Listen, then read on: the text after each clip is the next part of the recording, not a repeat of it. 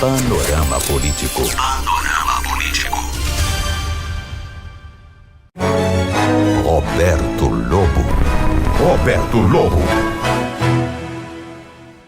Ontem, conversando com alguns colegas sobre a onda de agressão que está acontecendo no país, à imprensa, eu até falava que fui agredido, e não foi uma vez. E o pior, certa vez processado por ter sido agredido e ameaçado, e ainda perdi o processo. Isso é o Brasil, né? Isso é a justiça. É claro que do outro lado tinha um ricaço. Mas nos últimos dias foram registrados 17 casos de agressão, intimidação e cerceamento do trabalho da imprensa em vários locais, em Curitiba e outros locais. O que não podemos é tolerar esse comportamento de políticos e dos seus seguidores em uma sociedade que se considere civilizada.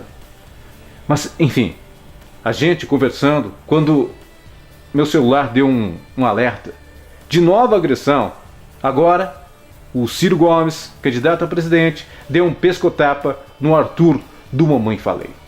Até um colega falou: olha, Lobo, esse cara nem jornalista é. Não é, mas é da imprensa. Não oficial, não é jornalista, mas está na mídia. E foi agredido. Sabe, eu acho um absurdo. Seja jornalista, seja radialista como o RP, como é o nosso caso e de muitos outros colegas profissionais de fato. O fato de ser agredido por expressar opinião. A questão aqui não é o corporativismo de classe, é o absurdo da agressão por uma pergunta que a autoridade não quer que faça. Ou o fato de botar o cara contra a parede e este ficar nervoso. Ontem, um político ficou nervosinho comigo e até mandou um WhatsApp dizendo que eu não valho para ele R$50. Isso devido a um vídeo que eu registrei com exclusividade com os absurdos deste figurão que se acha, né? Falando um monte de asneira. Mas esse é o nosso papel, seja youtuber, vlogger, facebooker, sei lá. Liberdade. E quando um candidato a presidente, que sem o Lula pode ter chances reais de eleição, faz isso, assusta. Porque um cara desses, este coronel, o coronel Ciro, pode, senhoras e senhores, se ganhar, tirar a liberdade de expressão de todos nós. Meu, seu. Então, mamãe falei, tamo junto. Abaixo a repressão, imprensa livre.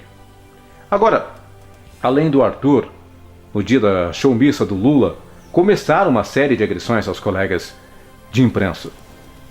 Nunca vista antes na história deste país. Mais de 17 desde então. E o pior, eu não vi, se eu estou falando aqui enganado, nenhum lulista indignado pela imprensa ter sido agredida neste Brasil. E isso é um absurdo para quem diz defender as minorias, pela paz e pela liberdade de expressão. Uma coisa muito grave aconteceu: carros de jornalistas sendo depredados. É o ódio que está nos dois lados. E agora, a implosão do ódio por parte da ala lulista. Com a imprensa, não aprovo. Porque assusta isso em um país democrático. Não só devemos ter a manifestação livre, mas a tentativa de coibir a cobertura profissional, isso fere. Coibir com violência. Sabe, eu estou fazendo esse comentário agora e tenho certeza que alguém que, quem sabe, está assistindo, já está falando: olha aí, nasceu coxinha falando de nós. Sabe, eu não nasci coxinha.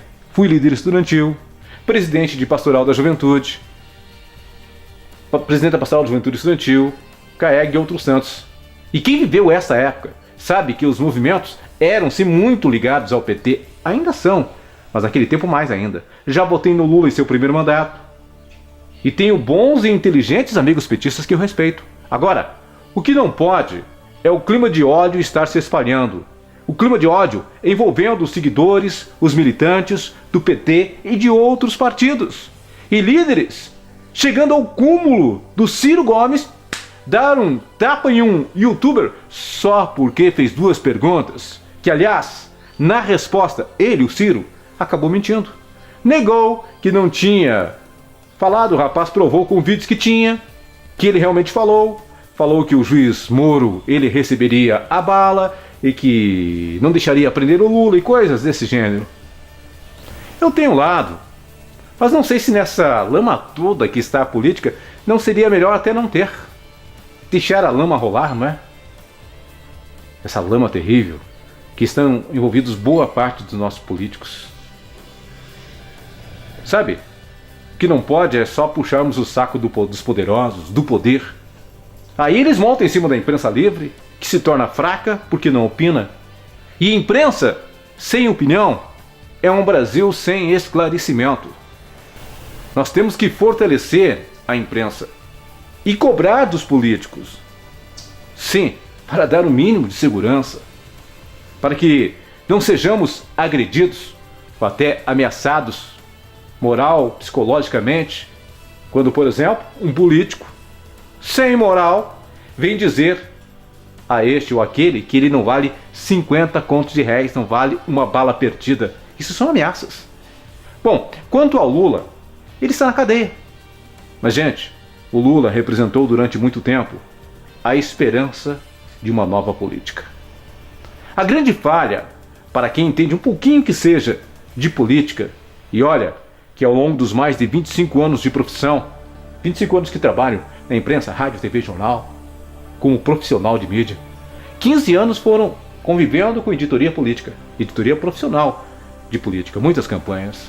A grande falha, digo eu, do Lula foi logo após assumir como a grande esperança da grande maioria da população, e eu era um deles, votei no Lula, pedi voto para ele.